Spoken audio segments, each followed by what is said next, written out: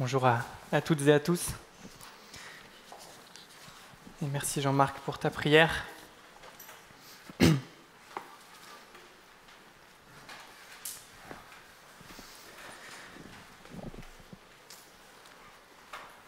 Nouveau look pour une nouvelle vie.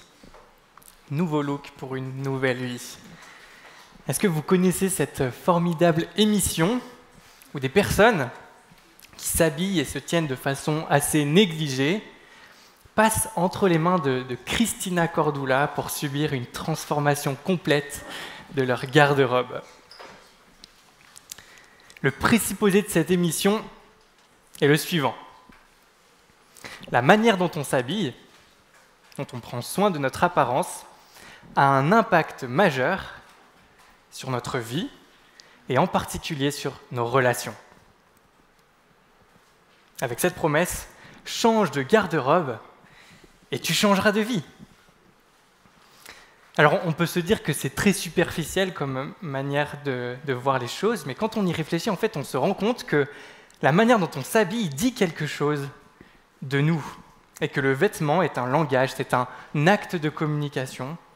Et donc le vêtement a un grand intérêt dans une perspective relationnelle, dans une perspective sociale. Alors j'aimerais commencer avec la question suivante. Que voient les gens quand ils vous regardent? Et je ne parle pas de votre apparence physique, mais de votre tenue intérieure, de votre caractère, en fait, de vos vêtements relationnels. Et en particulier les membres de l'Église. Et j'aimerais vous proposer de réfléchir ensemble à l'état de nos relations dans l'Église et à la manière dont on les gère. Quelles sont les attitudes avec lesquelles on s'habille qui influencent l'état de nos relations avec nos frères et sœurs?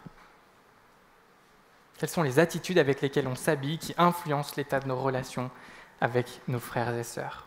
Et pour répondre à cette question, j'aimerais vous inviter à ouvrir la Bible ensemble en Éphésiens, chapitre 4 et au verset 22. On va lire un court passage de la lettre aux Éphésiens. Éphésiens 4, à partir du verset 22. Pour ceux qui ont une Bible blanche, comme celles qui sont dans les bancs, c'est à la page 768.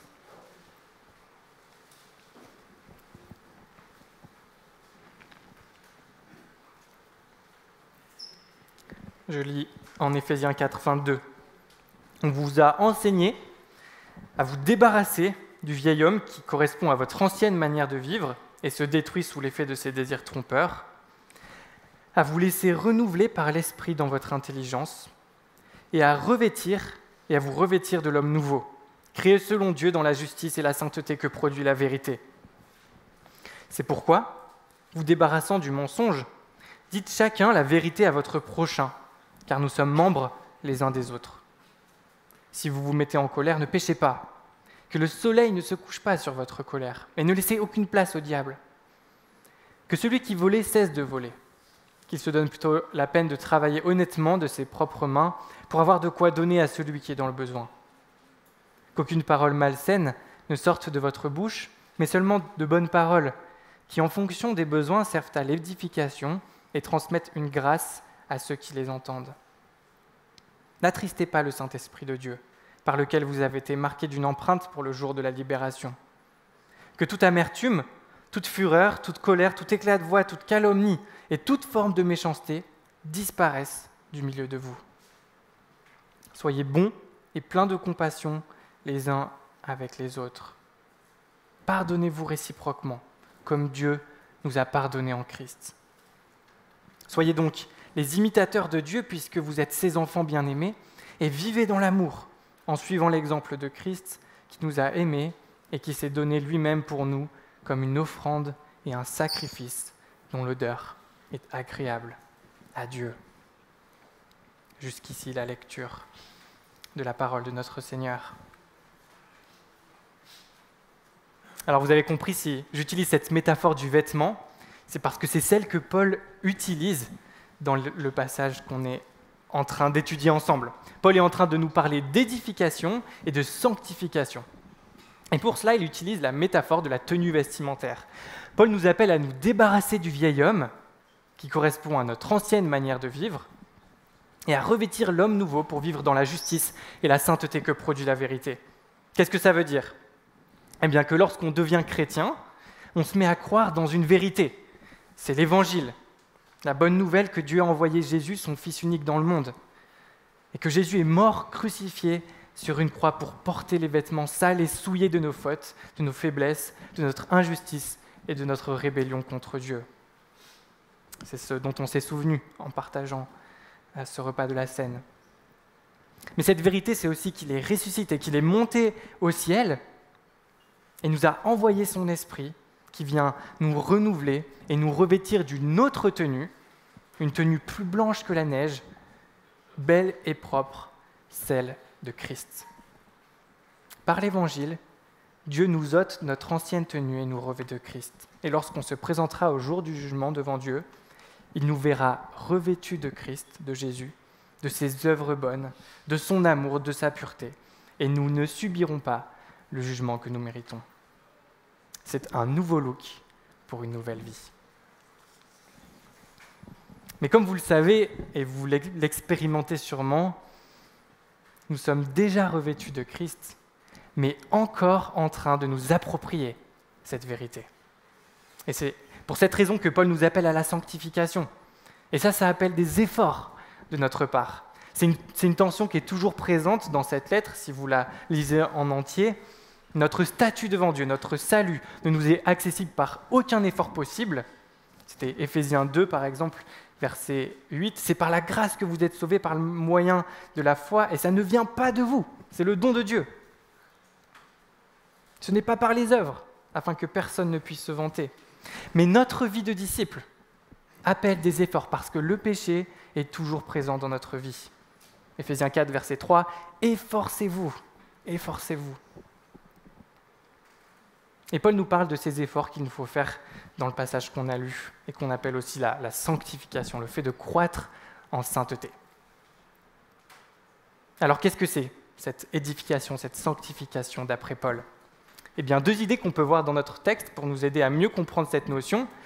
D'abord, pour Paul, notre édification ne se conçoit presque exclusivement que dans une dimension communautaire. Pour Paul, notre édification se conçoit uniquement dans une dimension communautaire. Et pour Paul, notre édification doit être façonnée par notre connaissance du Dieu trinitaire. Elle doit être façonnée par notre connaissance de Dieu. Alors on va parcourir brièvement ces deux idées pour ensuite réfléchir ensemble de façon concrète à ce que ça implique pour nous. Alors je commence avec la première idée. Je ne sais pas si vous avez remarqué tous ces impératifs dans ces versets, tous ces appels à vivre d'une manière qui honore Dieu. Eh bien, ils sont tous pensés dans une perspective communautaire, les uns envers les autres, les uns les autres. C'est comme un refrain dans ce passage. Et ce constat doit nous conduire à la conclusion que, d'après Paul, le moyen par excellence de la sanctification, eh bien, c'est l'Église. Si on veut grandir personnellement, si on veut avancer dans notre vie chrétienne, si on veut en finir avec les péchés qui nous bouffent la vie, il nous faut nous frotter aux frères et sœurs de l'Église. Et c'est assez facile à prouver. Soyons intentionnels assez longtemps dans la vie de l'Église, et nous serons très vite confrontés par la manifestation de notre propre péché ou de celui d'un autre. Il y a rapidement quelque chose qu'un autre fait qui va commencer à générer des frictions chez nous, ou inversement. Et pour arriver à vivre des relations assez intimes et proches, pour être assez vulnérables, et pour qu'on vive cette édification, ça demande des efforts. Être présent, pas juste sur le créneau du culte ou du groupe de semaine, mais avant, après, en aidant par le service, en prenant des nouvelles les uns des autres, en s'invitant les uns des autres, en faisant des activités ensemble, etc. Est-ce que vous avez conscience qu'on en apprend plus sur notre frère ou notre sœur en l'invitant une seule fois pour un repas qu'en assistant au même culte tous les dimanches pendant 1 an ?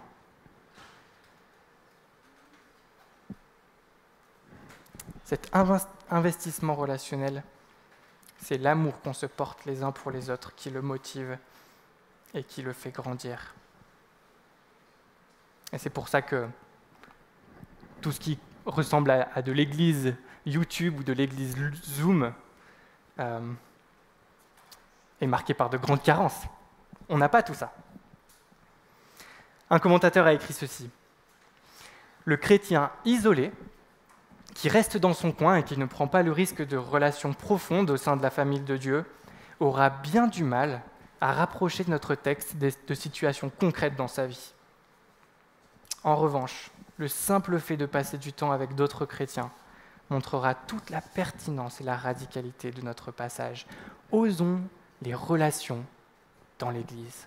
Osons les relations dans l'Église.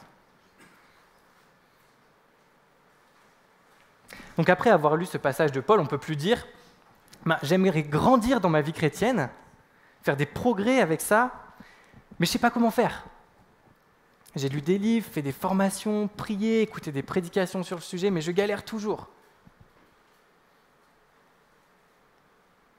Est-ce qu'on ne voit pas trop la sanctification comme un truc personnel souvent? Et là, Paul nous propose une toute autre manière de réfléchir à la notion de sanctification. Osons les relations dans l'Église. Et moi, je sais que ça me demande des efforts. Je ne suis pas quelqu'un qui va naturellement vers les autres, ni quelqu'un qui se rend vulnérable facilement, mais ô combien j'en vois les fruits quand j'ose le faire, quand j'ose aller vers les autres, quand j'ose demander conseil à un frère qui a plus d'expérience, quand je fais l'effort de passer du temps avec les autres.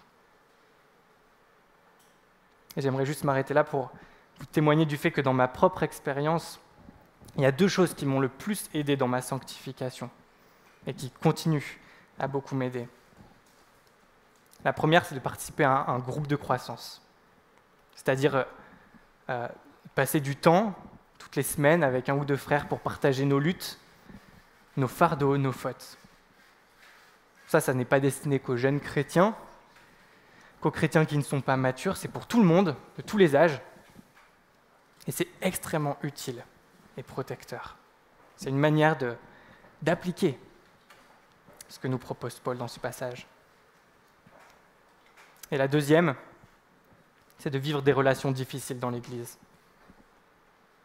Les relations les plus difficiles que j'ai vécues et que je vis, celles qui me font le plus souffrir, qui me donnent le plus de nuits blanches et de larmes, sont les relations que j'ai avec des gens proches de moi dans l'Église. Mais ce sont les relations qui me font le plus me remettre en question, apprendre l'amour, apprendre à vivre mes émotions, à gérer mes émotions, mes paroles, mes pensées, apprendre à accepter et vivre le pardon et fuir l'amertume.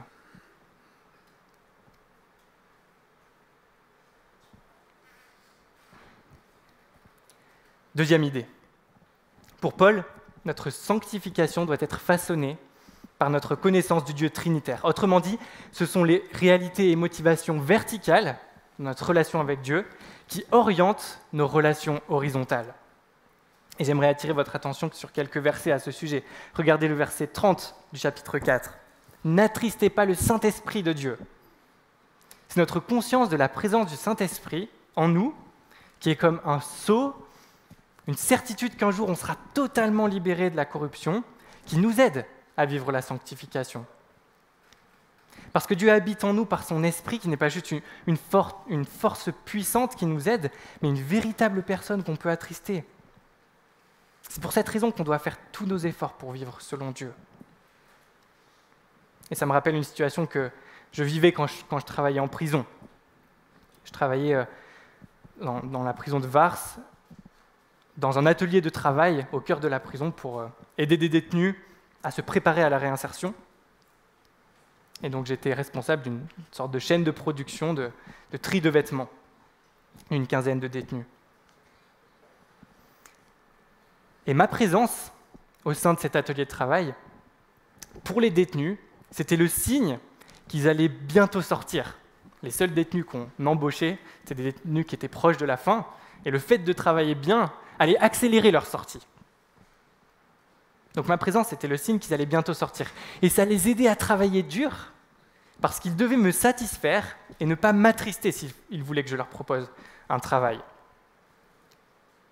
Et ce qui se passait, c'est que souvent, quand je sortais de la pièce, ils perdaient la motivation pour travailler, parce qu'ils perdaient de vue leur objectif et la raison pour laquelle ils devaient bien travailler. Et on attriste le Saint-Esprit quand on ne fait pas tous nos efforts pour conserver l'unité. Parce que justement, le rôle de l'Esprit, c'est de faire de l'Église un seul corps, une seule unité, en paix.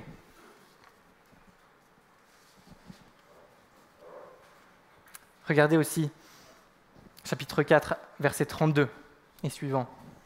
Regardez comment la personne de Dieu et son pardon, son amour et la personne de Christ qui nous a aimés et qui s'est donné pour nous doivent façonner nos relations. Paul nous appelle à être les imitateurs de Dieu et de Christ dans nos relations, en prenant exemple sur eux dans ce qu'ils ont opéré dans le salut. Donc on voit une fois de plus comment il est important de comprendre avec toujours plus de profondeur et de méditer jour après jour les belles vérités de l'Évangile. Parce que c'est en se laissant façonner par elles que nos relations horizontales dans l'Église prennent une orientation qui plaît à Dieu. En fait, ça donne un fondement à ce qu'on doit faire dans nos relations. Par exemple, un frère ou une sœur nous blesse par ses paroles ou son attitude. On a de l'amertume. Qu'est-ce qui nous dit qu'on doit pardonner cette personne ? Sur quel fondement on se base pour être sûr que c'est la meilleure des choses à faire ? Et je peux vous assurer qu'on se pose sérieusement la question sur le moment. Quand on vit ce genre de choses, on a envie de tout, sauf de pardonner. Donc il faut une raison solide à cela. Ça va nous coûter cher, ça va nous coûter beaucoup de pardonner. Eh bien, le fondement du pardon, c'est que Dieu nous a pardonné en Christ. Et parce qu'il nous a pardonné en Christ de notre offense infinie, nous pouvons et nous devons aussi pardonner notre frère de son offense, certainement plus petite que celle qu'on a faite à Dieu. Et en se rappelant l'Évangile de cette manière, on se prêche à nous-mêmes et on ne doute plus du fondement, de la raison pour laquelle il faut absolument qu'on vive le pardon. Donc c'est quoi l'édification pour Paul ? Eh bien c'est un principe communautaire façonné par un Dieu trinitaire, par le Dieu trinitaire. Un principe communautaire façonné par le Dieu trinitaire. Et on va passer maintenant au concret de l'édification. Qu'est-ce que Paul nous appelle concrètement à changer dans notre vie ? Il nous appelle à nous dévêtir de certains comportements tournés vers nous-mêmes et à nous revêtir d'autres attitudes tournées vers la communauté, motivées par l'Église. Quels sont ces comportements tournés vers nous-mêmes ? On voit dans le texte qu'il y a le mensonge, la colère, le vol, les paroles malsaines, la méchanceté. Alors commençons par le mensonge. Paul nous appelle à dire la vérité plutôt que le mensonge. Et il motive cet appel en nous rappelant que nous sommes membres les uns des autres.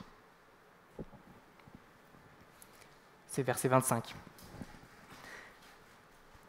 On appartient tous à un même corps. Donc on veut tous le bien du corps. On n'est pas ennemis les uns des autres. Mentir, c'est dire des demi-vérités ou des demi-mensonges. C'est flatter quelqu'un pour ne pas le blesser ou pour avoir son approbation. C'est ne pas dire ce qui ne va pas quand on nous le demande. C'est tordre les faits à notre avantage. Et on peut penser à plein d'autres exemples. Et pourquoi on ment ? Eh bien souvent, soit c'est pour masquer une de nos erreurs, soit c'est qu'on ne veut pas engendrer d'émotions déplaisantes. Et on veut conserver la paix pour notre intérêt propre.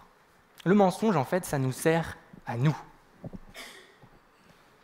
Mais Paul nous invite à rechercher le bien de l'Église. C'est pour ça que le mensonge n'a plus sa place dans l'Église. Ça détruit les relations, ça divise, ça crée des groupes. Ensuite, Paul évoque la colère. Et encore une fois, Paul nous donne une motivation communautaire. Quand on laisse la colère s'installer dans l'Église, qu'est-ce qu'on fait? Eh bien, on laisse une place au diable. Le diable attend une seule chose, c'est que la colère d'un membre de l'Église, peut-être juste à la base, s'installe. Parce qu'il sait que c'est l'un des moyens les plus puissants pour diviser. Et c'est son objectif. Alors c'est de notre responsabilité à tous de réfléchir sérieusement à notre colère et de faire en sorte que jamais elle ne s'installe. On a tellement tendance à fuir le conflit, ou à laisser exploser notre colère et à blesser encore plus, ou à laisser notre colère nous ronger intérieurement jusqu'à nous autodétruire. Mais il faut prendre en main ce problème, parce que c'est la porte ouverte pour le diable. Alors s'il vous plaît, prenons en main ce problème, faisons tous nos efforts pour le régler. Je vois si souvent les dégâts que ça a une colère qui s'installe, soit dans ma propre vie, soit dans les relations, dans l'Église.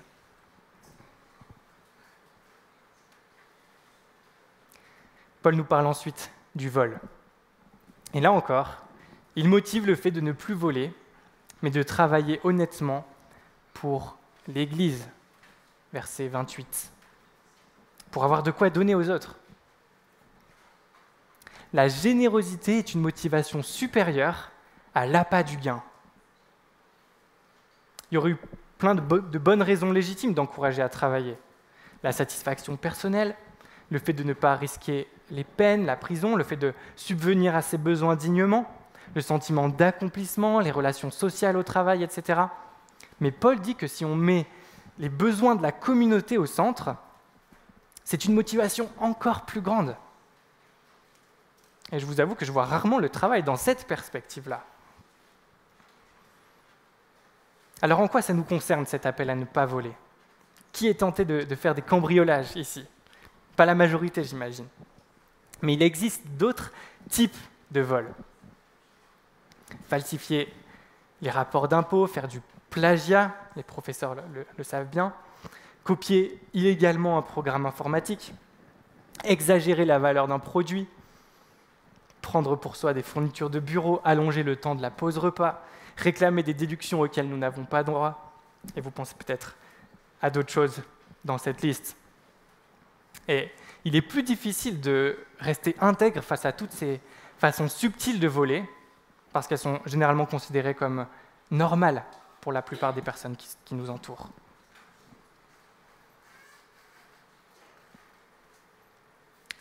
Paul passe ensuite aux paroles malsaines.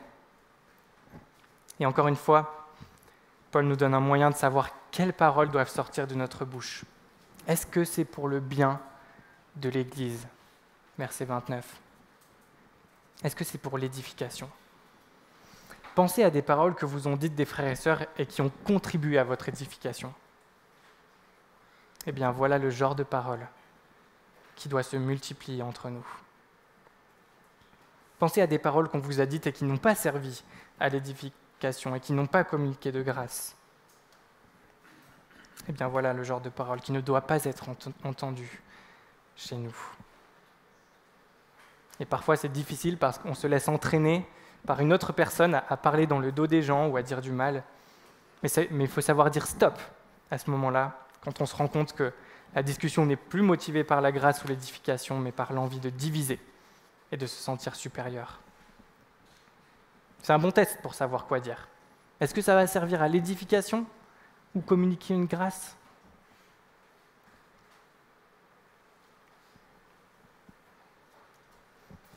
Et enfin, Paul nous parle de la réaction en chaîne de la méchanceté qui commence par la médisance. La médisance se dissimule souvent dans des formules qui ressemblent à ça. As-tu entendu parler de? Savais-tu que? On m'a dit que. Ne le dis à personne, mais. Je ne crois pas que ce soit vrai, mais j'ai entendu dire que. Je ne te le dirais pas si je ne savais pas que tout cela restait entre nous. Et bien sûr, la plus odieuse de toutes les justifications dans les milieux chrétiens, je te le dis pour que tu puisses prier. réfléchissons avant de dire quelque chose à notre motivation. Il y a aussi les insinuations. C'est tellement destructeur, les insinuations. On n'a rien dit, mais on a su insinuer quelque chose. Il y a aussi les flatteries. Mais dire, c'est dire dans le dos de quelqu'un ce qu'on ne lui dirait jamais en face. Et flatter, c'est dire à quelqu'un en face ce qu'on ne dirait jamais dans son dos. C'est aussi destructeur. Et il y a la critique et le dénigrement. On sait que mentir est immoral. Mais est-ce que dire des vérités qui causent du tort l'est aussi ? C'est plutôt vu parfois comme une responsabilité morale. Donc le fait de critiquer quelqu'un en cachette devient acceptable aussi longtemps que c'est basé sur la vérité. Ainsi, on peut utiliser la vérité pour se permettre de dénigrer la réputation des autres en toute liberté. De la même façon, certains croient qu'il est correct de le faire en face. Ils considèrent que leur critique est une forme de don spirituel. Ce que ces personnes ignorent, c'est que la plupart des gens sont douloureusement conscients de leurs propres péchés, qu'ils désirent vivement les vaincre et qu'ils mettent tous leurs efforts pour y parvenir. Mais quelle blessure ça produit quand on est sans pitié, en croyant accomplir un devoir spirituel par la critique. La critique où il n'y a pas de douceur, où c'est fait avec des mauvaises motivations. Et toutes ces choses, eh bien, ça génère de l'amertume entre nous, puis de la fureur, de la colère, des éclats de voix, de la calomnie et de la méchanceté. Ça va tellement vite comme réaction en chaîne. Et ça commence avec des choses tellement, mais tellement insignifiantes.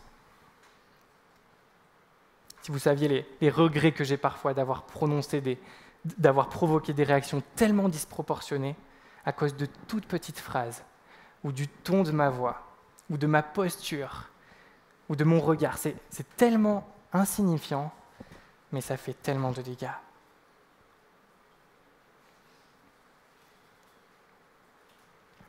Alors, en guise de conclusion, j'aimerais simplement nous rappeler la chose suivante. Notre édification est façonnée par le Dieu trinitaire. Le remède à tous ces problèmes, et vous en avez peut-être en tête des situations difficiles que vous vivez dans l'Église, ce n'est pas la surculpabilisation, le repli sur soi, de peur de faire des dégâts, ou le surcontrôle de notre apparence et de nos relations.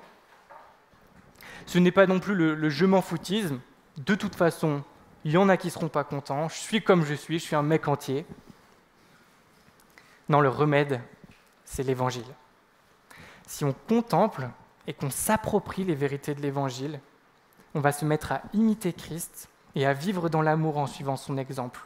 Lui qui nous a aimés et qui s'est donné lui-même pour nous, comme une offrande et un sacrifice dont l'odeur est agréable à Dieu. Et plus on se laissera façonner par Christ, plus les gens autour de nous, dans l'Église, diront « Ah ouais, lui, c'est une offrande et un sacrifice dont l'odeur est agréable à Dieu. » Parce qu'il se donne à nous, sans rien attendre en retour, de manière inconditionnelle. Et ça va tellement dénoter par rapport à la culture de l'autostoppeur évangélique. Je ne sais pas si vous connaissez cela.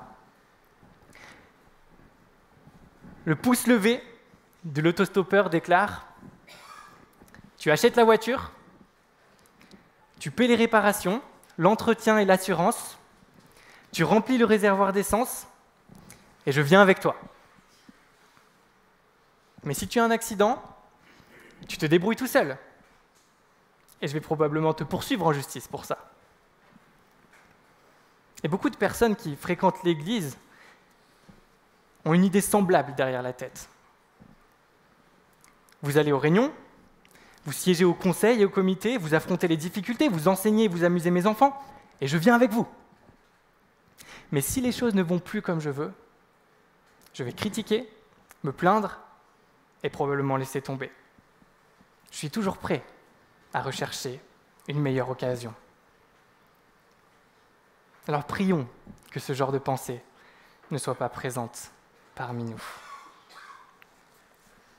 Et je vais terminer en priant.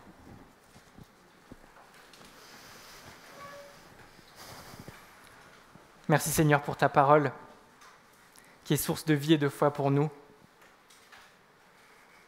Merci parce qu'elle nous propose des applications concrètes aux choses extraordinaires que tu as accomplies en venant sur terre. Ta mort, ta résurrection, le pardon que tu nous as acquis par grâce,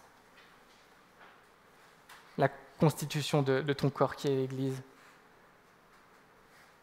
Merci Seigneur parce que on peut voir tout ce que ça implique pour chacune de nos vies et pour nos relations en particulier.